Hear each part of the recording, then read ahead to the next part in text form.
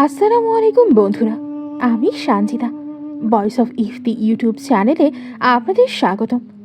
এখানে পাবেন দারুণ সব ভৌতিক কাহিনী, তাই এখনই সাবস্ক্রাইব করে আমাদের সাথে থাকুন। থাকে তাহলে আমাদের হোয়াটসঅ্যাপ নাম্বারে দেওয়ার করতে পারেন। আমাদের হোয়াটসঅ্যাপ নাম্বার ডেসক্রিপশনে দেওয়া থাকবে। চায়ের দোকানে তালা দেখে মেহেদির বুকটা ধক করে উঠল।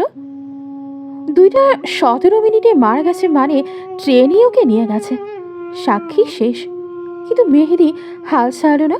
দোকানের পেছনে জব্বার মিয়ার ভাঙা গোর দরজা খোলা। ভেতরে ঢুকে দেখে খাটের উপর বুড়ো শুয়ে আছে, চোখ খোলা, মুখ হা করা। ভয়ে মরেছে বোঝাই যাচ্ছে। হাতে শক্ত করে ধরা একটা পুরনো টিনের কৌটা।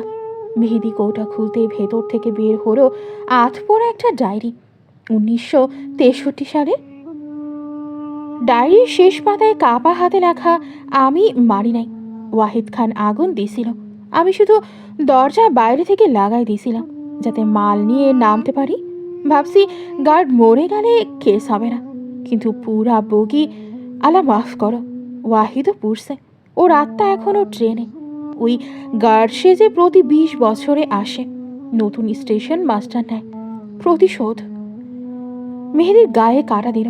তার মানে এই গার্ডটাই ওয়াহিদ খান, সেই আসল খুনি। 146 জন যাত্রীকে পুড়িয়ে মেরেছে, আর প্রতি 20 বছর নিজের পাপ ঢাকতে একটা করে নিরীহ স্টেশন মাস্টারকে বলি দিচ্ছে। হঠাৎ ঘরের তাপমাত্রা কমে গেল। ডায়েরির পাতা নিজে নিজে উল্টাতে লাগলো।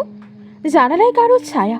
খসখসে গলা ভেসে এলো, বেশি বুঝে গেছো মাস্টার সাহেব। দরজায় দাঁড়িয়ে গার্ড, না, ওয়াহিদ খান। এবার তার ইউনিফর্ম বলতে গেছে।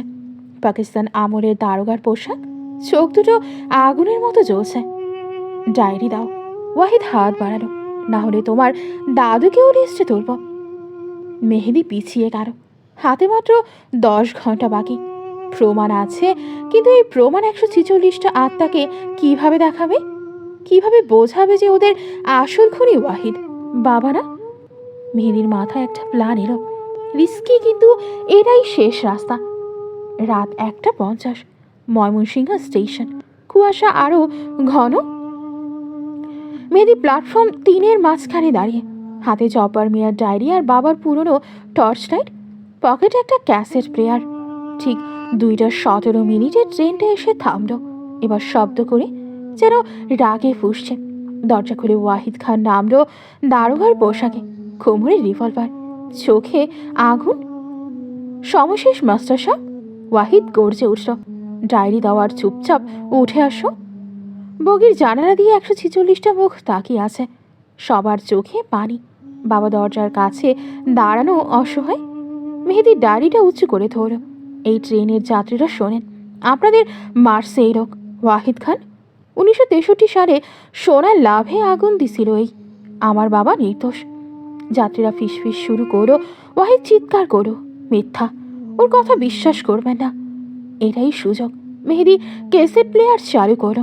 ভেতরে জব্বার মিয়ার গলা।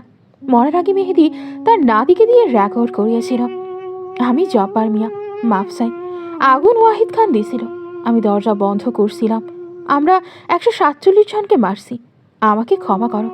রেকর্ডিং শুনে ট্রেনের ভেতর কান্নার রোল পড়ে গেল। পোড়া যাত্রীরা এবার ওয়াহিদের দিকে তাকালো, চোখে ঘৃণা। বাবা হঠাৎ সামনে এসে দাঁড়ালো, কথা বলতে পারছে না, কিন্তু আঙুল দিয়ে ওয়াহিদের দিকে তাক করল। তারপর বাকি 145 জন যাত্রীও। ওয়াহিদ পেছাতে লাগলো, না, আমি গার্ড, আমি হুকুম দেই, তোমরা আমার কথা শুনবা। তুই গার্ড না, মেহেদি চিৎকার করলো, তুই খুনি, আর খুনির হুকুম এখানে চলে না। 146টা আত্মা একসাথে বগি থেকে নেমে এলো। ওদের শরীর থেকে আর পোড়া গন্ধ নেই, সাদা আলো বের হচ্ছে। ওরা সবাই মিলে ওয়াহিদকে ঘিরে ধরল। আমার শেষ স্টেশনে পৌঁছে দে ওয়াহিদ। বাবার গলায় প্রথম শোনা গেল, এইবার তুই একা যাবি। ওয়াহিদ চিৎকার করতেই ট্রেনের ইঞ্জিনে ঢুকে গেল। ট্রেনটা কাঁপতে লাগলো, হুইসেল বাজলো, কিন্তু এবার ভয়ের না ভক্তি। বাবা মেহেদির কাছে এলো, মাথায় হাত রাখলো। ঠান্ডা কিন্তু শান্তি। আমি মুক্ত বাবা, তুই আমাদের মুক্তি দিলি, এবার বাড়ি যা। এক এক করে সব যাত্রী আলো হয়ে আকাশে মিলিয়ে গেল। শেষে বাবা। ট্রেনটাও কুয়াশায় মিশে গেল, আর কোনোদিন আসেনি। রেজিস্টার খাতায় 147 নম্বর নামটা মুছে গেছে, তার জায়গায় লেখা মামলা খতম। এখানে গল্পটি শেষ হয়ে গেল। যদি আপনারা আরও এরকম ভৌতিক কোনো কাহিনী শুনতে চান, তাহলে আমাদের ভয়েস অফ ইফতি চ্যানেলটি সাবস্ক্রাইব করে আমাদের পাশেই থাকুন।